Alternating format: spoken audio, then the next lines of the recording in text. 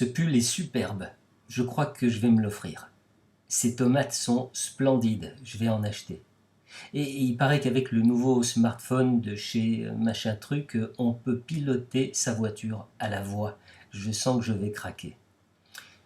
Ces trois exemples sont relativement banals, surtout à la veille des fêtes de fin d'année, lorsque l'on assiste à ces ruées vers les grandes surfaces et à leurs offres toutes plus alléchantes les unes que les autres. Alors décortiquons un peu ces situations. Quelque chose parle à vos sens et vous séduit. Et pour 3 ou 300 ou 3000 euros, vous finissez par devenir l'heureux propriétaire de ces objets.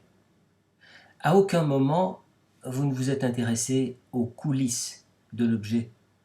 Je veux dire par là que vous ne vous êtes posé aucune question sur ce qui se trouve derrière tel ou tel objet, ou en amont de la fabrication de l'objet dont vous avez fait l'acquisition. D'où vient ce pull? Dans quel pays est-il fabriqué?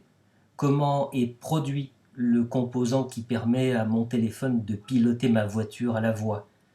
Quelles sont les conditions de travail de ceux qui l'ont fabriqué?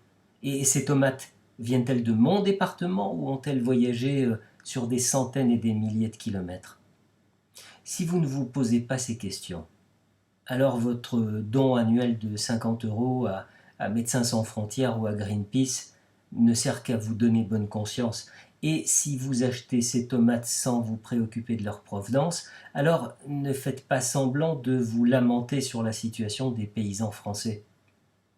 Ce constat peut paraître brutal, il est seulement réaliste, froidement réaliste, et il montre que notre esprit critique s'est considérablement émoussé. Nous sommes tous interconnectés, et ce qui touche l'un nous touchera un jour, d'une façon ou d'une autre. Nous sommes tous responsables d'un autre. Et si nous ne respectons pas cet autre, alors comment pourrions-nous prétendre à être nous-mêmes respectés ?